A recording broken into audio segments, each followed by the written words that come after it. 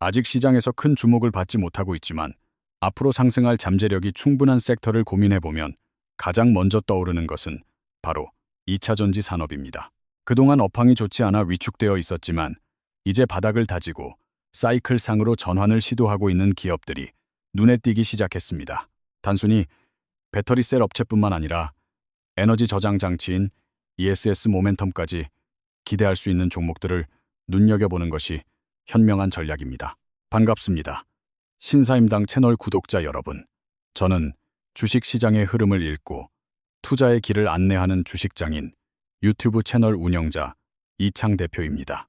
현재 시점에서 우리가 주목해야 할 섹터는 다양하지만 이미 주가가 급등해버린 종목을 무리하게 따라가는 것은 위험할 수 있습니다. 로봇 관련주나 원전 테마, 그리고 현대차 그룹을 중심으로 한 피지컬 인공지능 관련 종목들은 이미 시장에 뜨거운 관심을 받고 있습니다. 이렇게 이미 열심히 달려나가고 있는 종목들을 뒤늦게 따라잡기가 부담스러운 투자자라면 남들보다 먼저 움직이는 선취매 전략이 필요합니다. 아직 본격적인 시세 분출이 시작되지 않았지만 앞으로 상승 여력이 충분한 곳을 찾는다면 저는 단연 2차전지 섹터를 추천하고 싶습니다.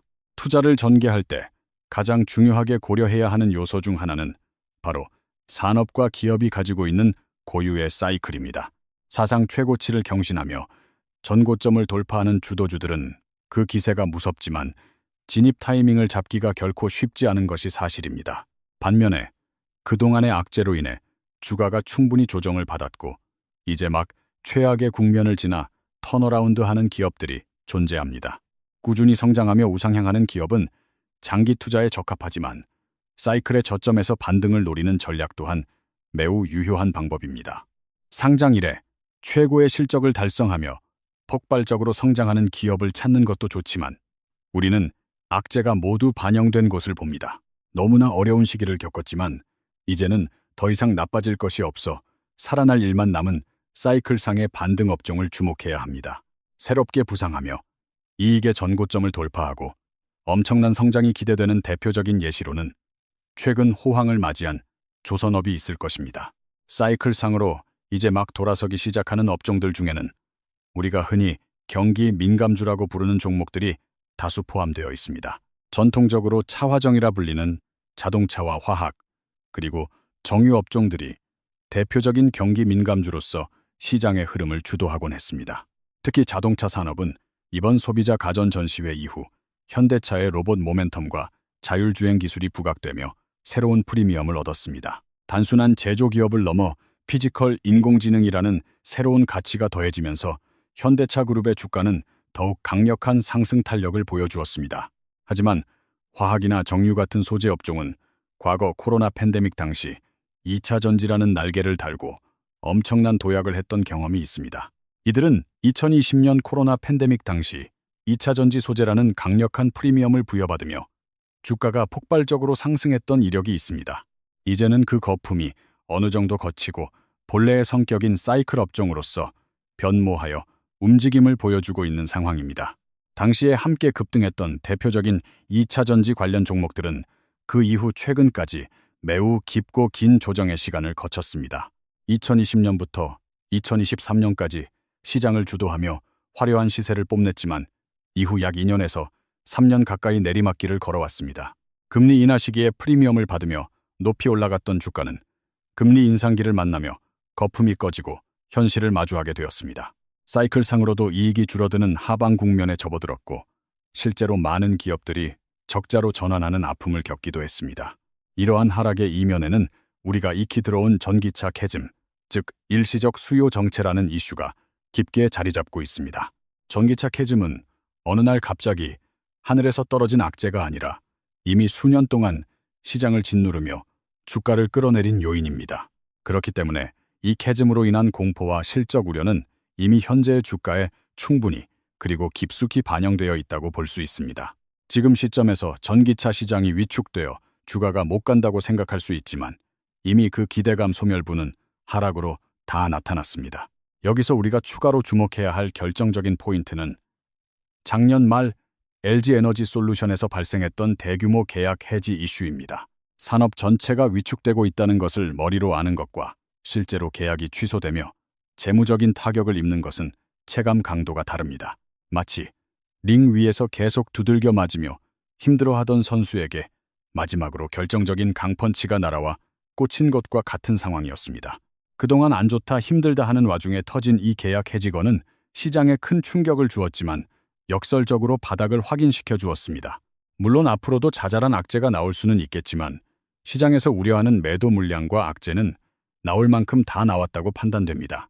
주식시장에서 악재라는 것도 매도 먼저 맞는 것이 낫다고 계속해서 노출되다 보면 투자자들도 점차 내성이 생기게 마련입니다. 주가가 계속 빠지다가 어느 순간부터는 악재가 나와도 더 이상 반응하지 않고 버텨주는 구간이 반드시 찾아옵니다. 예를 들어 트럼프 당선 이후 관세 우려로 증시가 크게 흔들렸지만 특정 시점 이후로는 더 이상 하락하지 않았던 사례가 있습니다. 거대한 악재가 터졌음에도 불구하고 주가가 더 이상 밀리지 않는 그 단단한 지지 구간을 파악하는 것이 투자의 핵심입니다. 차트를 통해 살펴보면 과거에도 심각한 악재로 지수가 무너진 후 바닥을 다지고 다시 올라가는 패턴을 확인할 수 있습니다. 2차 전지 섹터의 가장 상징적인 지표이자 핵심 기업이라고 볼 수 있는 LG 에너지 솔루션과 삼성 SDI의 주가 흐름을 주목해야 합니다. LG 에너지 솔루션을 기준으로 보면 2023년 중순부터 주가를 끌어내리는 요소들이 발생하며 긴 하락세가 시작되었습니다. 약 2년 남짓한 시간 동안 조정이 이어졌고 상호 관세 이슈가 정점에 달했을 때 비로소 바닥을 찍었습니다. 그 후 추석 연휴가 끝난 10월부터 주가가 반등하며 시장에는 이제 캐즘이 끝나고 회복되는가에 대한 기대감이 돌았습니다.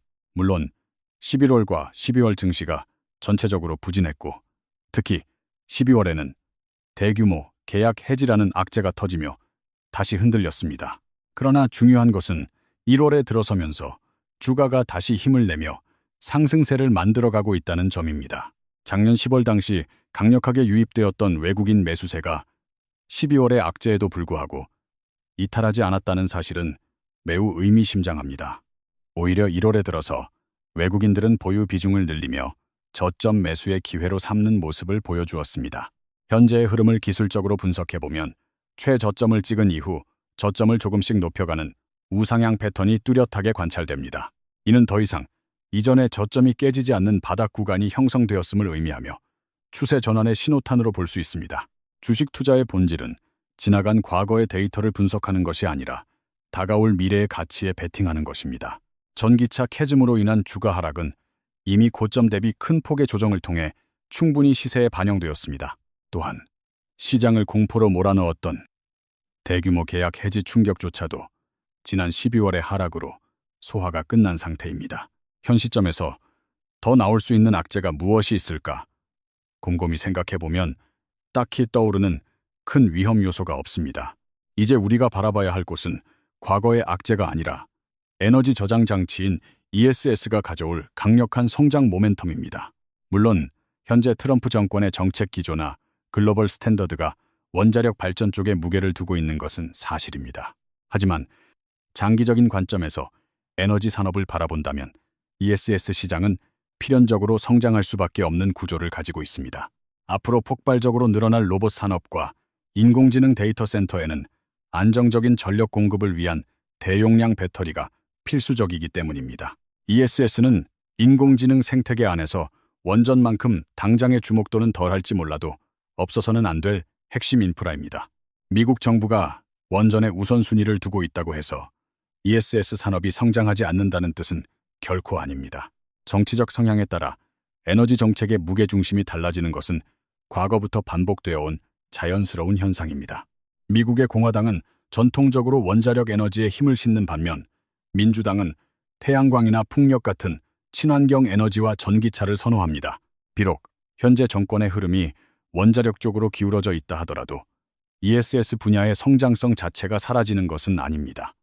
원전 섹터가 주도주로서 강력한 모습을 보여주고 있지만 지금 추격 매수하기에 가격이 부담스럽다면 시선을 돌려야 합니다. 바닥권에서 사이클 전환을 시도하고 있는 2차 전지, 특히 ESS 모멘텀을 가진 종목들을 선취매하는 전략이 유효합니다. 국내 배터리 3사로 불리는 LG 에너지 솔루션, 삼성 SDI, SK온의 흐름을 면밀히 살펴볼 필요가 있습니다. LG 에너지 솔루션의 경우 2025년을 기점으로 이익 구조가 턴어라운드하며 실적이 개선되는 흐름을 보이기 시작했습니다. 이익이 감소하며 주가가 바닥을 기었지만 2025년 중반부터는 실적 반등과 함께 주가도 고개를 들고 있습니다. 다가올 2026년과 2027년으로 갈수록 이익의 규모는 더욱 커지고 순이익 또한 가파르게 증가할 것으로 전망됩니다. 사실상 LG에너지솔루션은 이제 긴 침체를 끝내고 회복 사이클을 넘어 상승 사이클로 진입하는 초입에 서 있습니다. 이러한 긍정적인 신호는 LG에너지솔루션뿐만 아니라 현재 저평가 매력이 돋보이는 삼성 SDI에서도 포착됩니다. 삼성 SDI는 과거 코로나 팬데믹 당시 20만 원대에서 시작해 80만 원대까지 치솟으며 엄청난 상승을 기록했었습니다. 하지만 이후 긴 하락장을 거치며 주가는 다시 20만 원 아래까지 밀렸다가 현재 30만 원 초반대에서 움직이고 있습니다. 이는 과거의 폭발적이었던 상승분을 거의 대부분 반납하고 다시 출발선 근처로 돌아왔음을 의미하는 대목입니다. 물론 이익이 줄어드는 구간이었기에 주가가 하락하는 것은 당연한 이치였지만 이제는 상황이 달라지고 있습니다. 올해인 2026년부터는 삼성 SDI의 이익 구조 자체가 질적으로 완전히 변화하는 시점이 될 것입니다. 과거 2022년에 정점을 찍었던 영업이익 수준까지 다시 회복하고 올라설 것으로 시장은 기대하고 있습니다. 실적은 전고점을 향해 가는데 주가는 여전히 바닥권에 머물러 있다면 괴리율만큼의 상승 여력이 존재합니다. 장기적인 관점에서 보았을 때 사이클의 변화에 올라탄다면 충분히 매력적인 수익 구간을 기대해 볼 수 있습니다. 지나간 과거는 악재였지만 앞으로 다가올 미래는 호재로 채워져 있기에 성장 모멘텀에 집중해야 할 때입니다. 통상적으로 섹터의 대장주는 시가총액이 가장 큰 LG에너지솔루션이라고 보는 것이 맞지만 이번 상승장에서는 조금 다를 수 있습니다. 현재의 타점과 상황을 고려했을 때 저는 오히려 삼성 SDI가 실질적인 시세의 대장주 역할을 할 가능성이 높다고 판단합니다. LG에너지솔루션은 시총 최상위 종목으로서 시장의 방향성을 알려주는 지표 역할을 하고 탄력적인 상승은 삼성 SDI가 주도할 것입니다. 왜냐하면 전고점 돌파라는 강력한 모멘텀이 더 빨리 실현될 가능성이 높은 곳이 바로 삼성 SDI이기 때문입니다. LG에너지솔루션은 계약 해지 이슈에 여진이 남아있고 전고점까지의 거리가 상대적으로 멀어 매물 소화 과정이 더 필요해 보입니다. 반면 삼성 SDI는 외국인 보유 비중이 20% 중반대로 절대적으로 높으며 수급 측면에서도 유리한 위치를 점하고 있습니다. 이를 반도체 시장에 비유하자면 무거운 삼성전자가 지표 역할을 하는 동안 SK하이닉스가 주가를 탄력적으로 끌어올린 것과 흡사합니다. 따라서 투자자 여러분은 이러한 역할 분담을 인지하고 어떤 종목이 더 가볍고 빠르게 움직일지 구분해서 대응해야 합니다.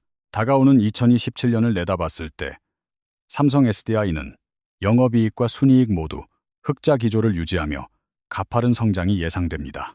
예상되는 마진율은 7%에서 8% 수준이며 주가 수익 비율인 PER 또한 16배 수준으로 고평가 논란에서 자유롭습니다.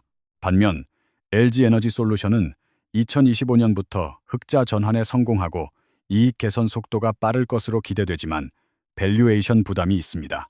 상대적으로 높은 PER을 적용받고 있기에 투자 매력도 측면에서 삼성 SDI가 저평가 매력을 뽐낼 수 있는 구간입니다. 이 외에도 양극재 기업인 LNF나 에코프로비엠 또한 주목해볼 만한데 이들의 이익 구조도 전고점 근처까지 회복될 전망입니다. 특히 에코프로비엠은 상장 이래 최고의 영업이익과 순이익을 경신할 것으로 기대되지만 주가는 아직 제자리 걸음을 하고 있습니다. 실적은 사상 최고치를 향해 달려가는데 주가는 바닥에 머물러 있다는 것은 그만큼 강력한 상승 스프링이 눌려 있다는 뜻입니다. 여기서 시야를 좁혀 ESS 분야에 특화된 알짜 종목을 찾는다면 서진시스템을 반드시 눈여겨봐야 합니다.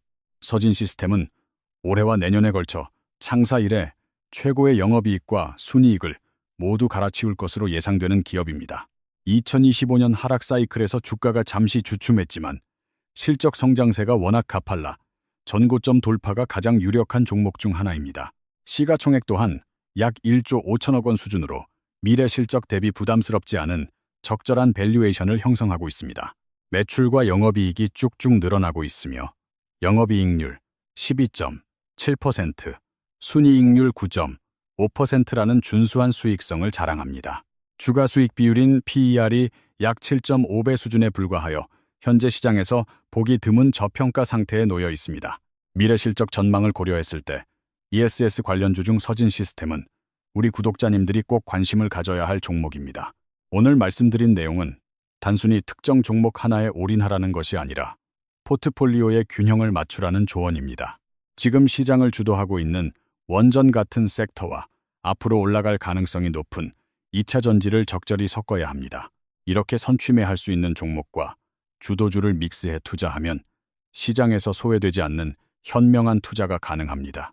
한쪽이 쉴 때 다른 한쪽이 올라가주는 상호 보완적인 밸런스, 좋은 포트폴리오를 구성할 수 있기 때문입니다. 에너지 분야 투자에 있어서는 현재의 주도주인 원전과 미래의 주도주가 될 ESS를 함께 가져가는 것이 좋습니다. 두 섹터 모두 장기적으로는 우상향할 수밖에 없는 훌륭한 산업군이기에 롱런하는 투자가 가능합니다. 서로 앞서거니 뒤서거니 하며 시세를 주고받을 것이므로 두 마리 토끼를 모두 잡는 전략이 유효합니다. 인공지능이라는 거대한 시대적 흐름 안에서 이들은 함께 성장할 수밖에 없는 운명 공동체와도 같습니다.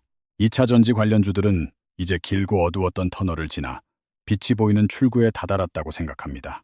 혹독했던 긴 겨울이 끝나고 따스한 봄을 맞이할 준비가 된 이 섹터에 다시 한번 주목해야 할 시점입니다. 그동안 2차 전지 투자로 마음고생이 심하셨거나 부정적인 인식을 가졌던 분들도 이제는 생각을 바꾸셔야 합니다. 악재는 과거의 유물로 남겨두고 다가올 실적 턴어라운드와 성장성을 보며 적극적인 투자를 고려해 보시길 권장합니다. 지금까지 주식장인 유튜브 채널을 운영하며 여러분의 성공 투자를 돕는 이창 대표였습니다. 항상 개인 투자자, 여러분의 수익 그 하나만을 위해 고민하고 또 고민하겠습니다. 여러분이 돈을 벌어야 저도 돈을 번다는 상생의 모토를 가지고 꾸준히 정진해 나가겠습니다. 오늘 영상이 여러분의 투자 판단에 조금이나마 도움이 되었기를 진심으로 바랍니다. 긴 영상 시청해 주셔서 감사드리며 앞으로도 더 좋은 정보와 분석으로 찾아뵙겠습니다. 성공 투자를 기원합니다. 감사합니다. 행복한 하루 보내세요.